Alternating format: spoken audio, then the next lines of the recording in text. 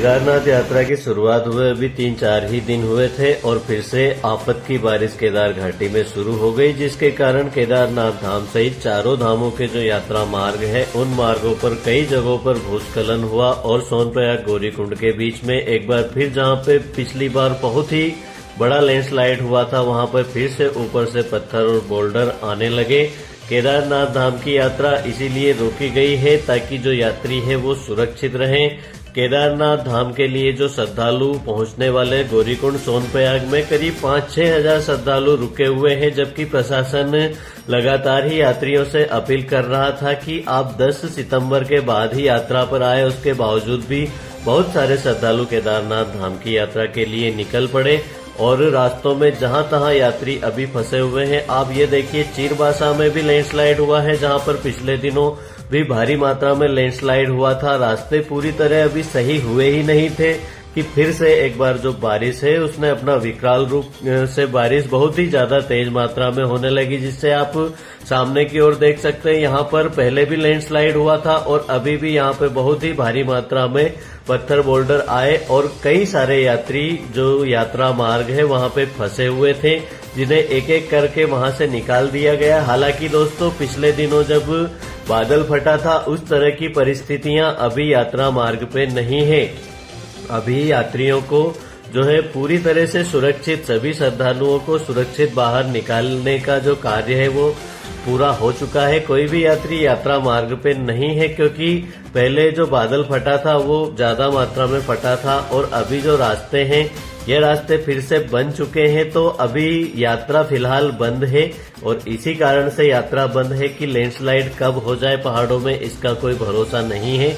जब तक मौसम साफ पूरी तरह से नहीं हो जाता और खतरा पूरी तरह से टल नहीं जाता तब तक जो है यात्रा की शुरुआत नहीं की जाएगी। और यात्रा में जब ऊपर से जब पत्थर बोल्डर आते हैं तो किसी को पता भी नहीं चलता और ऐसे में बहुत ही भारी मात्रा में कहीं न कहीं ऐसे पत्थर आ जाते हैं जो यात्रियों के ऊपर गिरने का डर हमेशा बना हुआ रहता है जब मौसम खराब हो।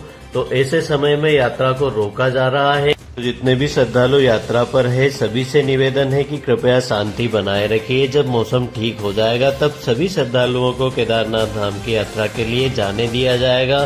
किसी पर भी कोई रोक टोक नहीं लगाई जाएगी, मगर जो माहौल है अभी जो भारी बारिश के कारण बिगड़ा है, एक बार फिर से मौसम खराब हुआ है जिसके कारण ही यात्रियों को रोका जा रहा है। आप देख सकते हैं इन तस्वीरों में कि जो पहाड़ है, बड़े बड़े पहाड़, इस बार बहुत ही ज्यादा मात्रा में लैंडस्लाइड हुआ। बड़े बड़े पहाड़ जो है टूट कर गिरे, जिसके कारण जो श्रद्धालु हैं उन्हें बहुत ही ज्यादा दिक्कतों का सामना इस बार करना पड़ा। हालांकि दोस्तों, इस टाइम तक तो जो मौसम है पूरी तरह से साफ हो जाता है। सितंबर का महीना लगते ही केदार घाटी पूरी 4 धाम यात्रा के जो मार्ग है वो पूरी तरह से सुरक्षित रहते हैं, मगर इस बार कोई भी मार्ग सुरक्षित नहीं है और बारिश जो है लगातार हो रही है। बारिश इस बार लेट है और जो 4 धाम यात्रा मार्ग है उनमें कहीं न कहीं लैंडस्लाइड की खबरें रोजाना आ रही है। तो ऐसे में जो श्रद्धालु यात्रा पर हैं उन्हें इन जो रास्ते हैं, जो पहले जो टूटे थे रास्ते, इन रास्तों को जो फिर से बनाया गया उसके बाद में भी कई जगहों पर जो पुनर्निर्माण कार्य है वो भी अभी भी चल रहा है। ऐसा नहीं है कि जो रास्ते हैं उनका निर्माण कार्य पूर्ण हो चुका है। अगर पूर्ण हो जाता, आप देख सकते हैं तस्वीरों में रास्ते का निर्माण भी चल रहा है, अगर काम पूर्ण हो जाता तो किसी भी यात्री को केदारनाथ धाम यात्रा के लिए फॉर्म फिल नहीं करना पड़ता। अभी जितने भी श्रद्धालु यात्रा पर आते हैं, आप सभी लोग जानते हैं कि सभी को एक फॉर्म भरना होता है जिसमें साफ साफ लिखा हुआ होता है कि अगर यात्रा के दौरान आपके साथ कोई दुर्घटना होती है तो प्रशासन उसके लिए जिम्मेदार नहीं होगा। आपके साथ कुछ भी होता है उसके जिम्मेदार आप लोग स्वयं रहेंगे। तो दोस्तों, जो यात्रा अभी चल रही है, जितने यात्री पहुंच रहे हैं सभी अपनी रिस्क पर यात्रा कर रहे हैं। तो ऐसे में फिर भी प्रशासन आपको क्यों रोक रहा है कि इसमें आपको खतरा है? जब मार्ग पूरी तरह से सुरक्षित हो जाता है तब प्रशासन आपको अपने आप ही यात्रा पर जाने की अनुमति दे देगा।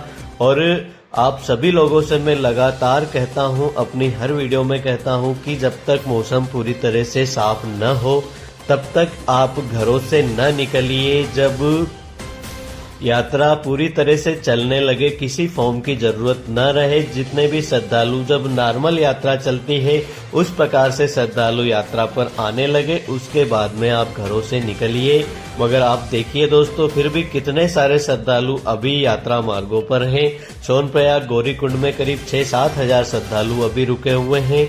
वहीं दोस्तों, जो यात्री आ रहे हैं वह लगातार ही पहुंच रहे हैं। सोनप्रयाग, गौरीकुंड, फाटा, सिरसी, गुप्त काशी में कई सारे श्रद्धालु इन 2-3 दिनों में पहुंच चुके हैं, जो कि फिर से एक बार जैसे ही यात्रा शुरू होगी तो रास्ते में आपको बहुत ही ज्यादा श्रद्धालु के साथ में भीड़ देखने को मिलेगी। मगर अभी जो श्रद्धालुओं को छोड़ा जाएगा वह बहुत ही कम श्रद्धालुओं को छोड़ा जाएगा, क्योंकि मार्ग में जो रास्ते हैं वहां संकड़े रास्ते हैं, जिसके कारण श्रद्धालु पूरी तरह से वहां पे पहुंच सके। ऐसे में तो यात्रियों को कम छोड़ा जाएगा।